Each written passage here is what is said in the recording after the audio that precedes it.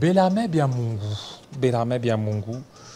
Je ne sais pas, il est cadre de l'AFDC. Vous êtes cadre? Oui. Cadre de l'AFDC? Un haut cadre. Toujours avec Bahati Je Lukwebo. suis cofondateur de ces mêmes cofondateur. Oui, mais jusque-là, qu'est-ce que vous faites maintenant pour les élections? Vous faites quoi? Qu'est-ce que vous avez créé? Quelque chose de concret? Si ce n'est pas un secret, parce que c'est stratégique, hein, mais du moins, nous sommes parmi les états-majors qui s'organisent. Je ne sais pas ce qui se passe ailleurs, mais du moins, nous, chez nous, ça se passe bien, parce que nous avons une centrale électorale qui a été mise en place, parce que conscient du fait que pour gagner l'élection, il faut la préparer. Il faut pas... Un bon élève ne prépare pas la tricherie, un bon élève prépare l'examen. Et donc la tricherie, si ça peut arriver, ce n'est pas une option chez nous d'ailleurs, c'est quelque chose qui doit venir en dernière position. Et donc nous préparons les élections.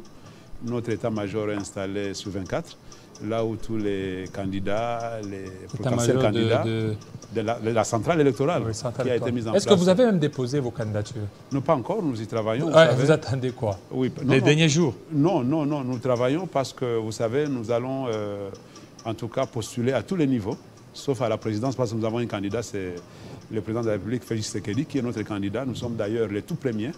Modeste Bahati Lukwebo est les tout premiers, que ce soit au niveau de l'Union sacrée, pour avoir accepté l'appel du chef de l'État, et que ce soit aussi la première personne qui a accepté d'accompagner le chef de l'État au moment où les autres tâtonnaient encore. Jusqu'à aujourd'hui, il y en a d'autres qui sont à l'Union sacrée, qui n'ont pas encore dit aimons, mais du moins nous sommes là, nous avons déjà dit ça. Et donc, pour aussi accompagner le chef de l'État, c'est lui donner la majorité au niveau du Parlement. Et la majorité passe par la bonne préparation des élections, les bons candidats, donc la bonne sélection des candidats. Est-ce qu'il y a la sérénité au sein de FDC?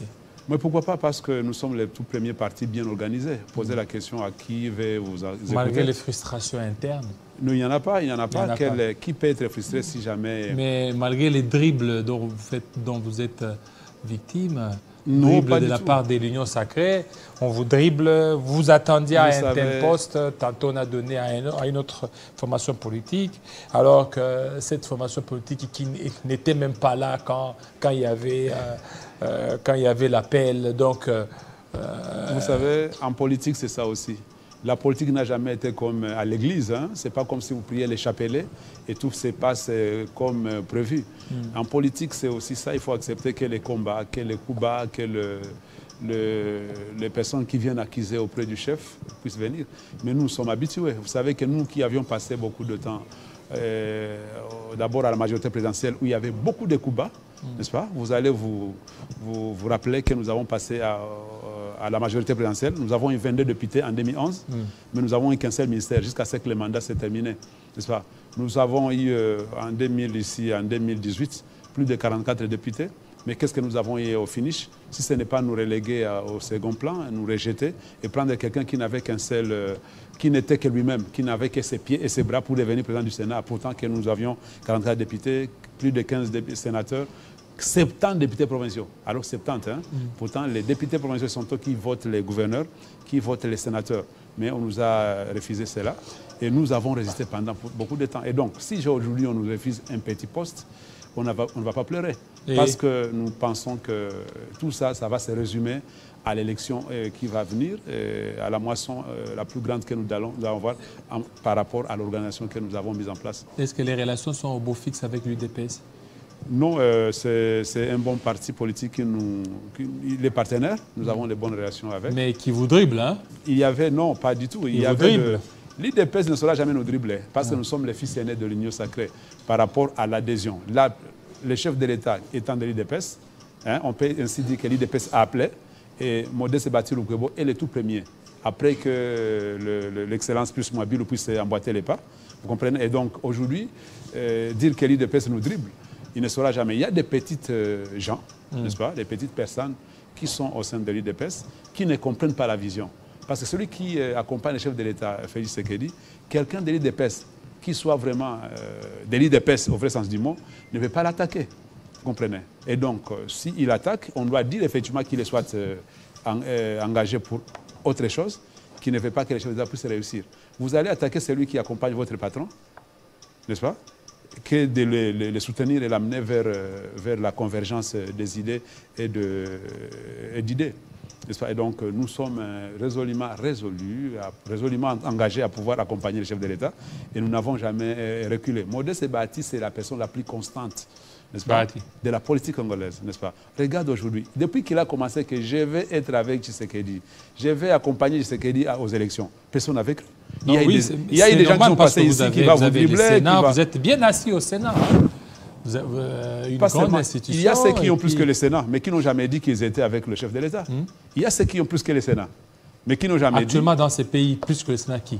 Plus que le Sénat, parce qu'actuellement, à part le Sénat, il y a la présidence du Sénat. Non, pas du tout. Ce sont des grands postes.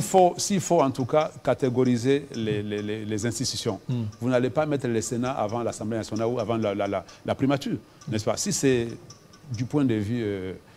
qu'on peut prestige. L'Assemblée nationale, c'est Mbosso qui n'a rien. Je ne l'ai pas dit, c'est vous, ça sort de votre bouche, effectivement. Mbosso qui n'a rien. Donc pour dire Mbosso qui n'a que lui-même. Il a ce qu'il va amener. Il a aussi son intelligence et son ancrage.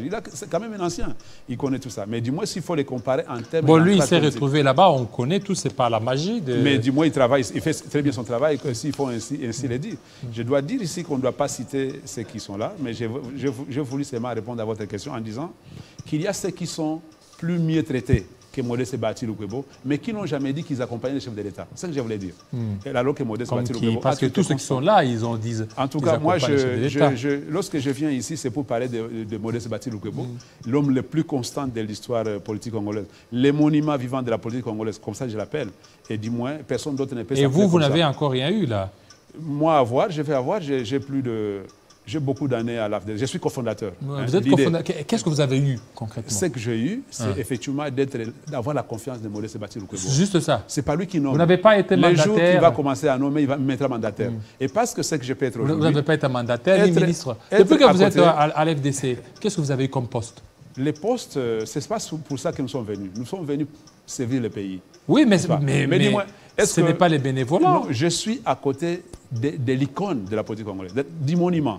Et lorsque je suis à côté du monument, et donc je ne manque de rien, en tout cas. Je ne manque de rien. Tu manques de rien? Pas du tout. Mais tu n'es pas mandataire. Je ne suis pas mandataire, mais je manque de rien. Tu n'es pas ministre. En tout cas, je suis plus que beaucoup de mandataires, beaucoup de ministres. Mais tu n'es pas parce ministre. Que je suis à côté du monument. Tu n'es même pas dans un cabinet ministériel. C'est ce que j'ai dit, effectivement. Est-ce que vous me voyez comme si quelqu'un qui souffrait? Pas du tout. Je suis à côté du monument, Modeste Bahati Lukwebo. Et donc, celui qui est à côté du monument et vous gagnez rien, est plus que ministre. Pas du tout. Je gagne beaucoup à côté de lui. Alors, que dire à des élections au niveau de Rutshuru?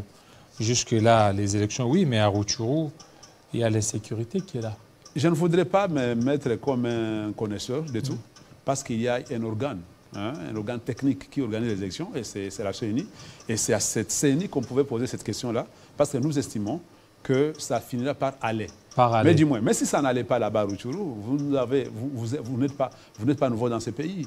Vous n'êtes pas nouveau dans le microcosme politique. Vous êtes analyste politique depuis très longtemps. Vous avez connu qu'il y a eu des élections qui se sont passées sans que les gens de Béni puissent voter.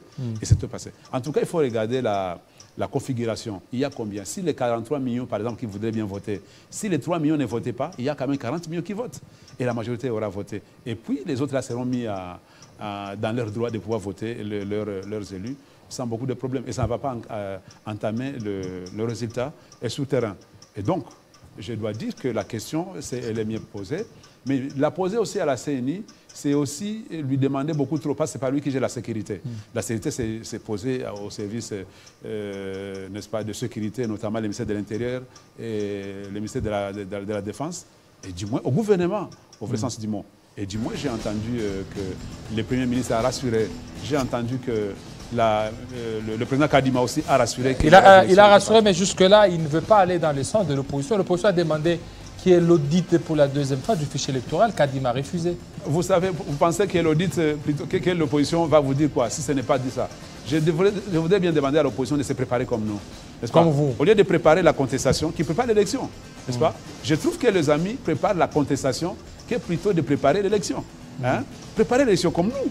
Parce que celui qui commence déjà à contester aujourd'hui, donc il se prépare à pouvoir dire si jamais je ne gagnais pas, il faut savoir déjà qu'on ne m'a pas voulu que je puisse gagner. C'est ce que je voulais bien dire à ce sujet. À ce sujet, merci. Merci beaucoup, monsieur Bellarmé Biamungu, tout le temps mouvement. La fois passée, j'ai essayé de vous contacter. Vous étiez en dehors de Kinshasa. Nous sommes en train d'installer la GEBAD. La GEBAD, c'est la génération des bahatistes pour la démocratie. GEBAD. C'est ce mouvement-là qui vient en tout cas pérenniser l'idéologie baptiste. Comprenez, Bahati Lukwebo a des valeurs, mais il n'y a pas eu encore un mouvement sociopolitique qui puisse en tout cas mettre en exergue ce que Modeste Bahati est, ce qu'il a fait et ce qu'il pourra encore faire pour ce pays. La GEBAD, nous avons initié, ça s'installe un peu partout et c'est dans cette optique que vous ne voyez plus, nous sommes dans toutes les provinces, en Europe comme au Congo, pour installer et parler de l'idéologie baptiste. Voilà, merci. Merci Bellarmin Biamungu, merci fidèles téléspectateurs, vous avez raison de nous suivre. Restez branchés sur Télé 50 tout à l'heure, la grande édition de Grâce Salambo. Grâce Salambo, il sera 20h dans l'Est de la République démocratique du Congo, 19h ici à Kinshasa, même heure aussi au niveau des Matadi. Vous allez suivre aussi sur 96.2 MHz, ça c'est notre radio. Vous allez suivre la présentation du journal avec Nathan Diamoueté. Restez branchés sur Télé 50, à très bientôt.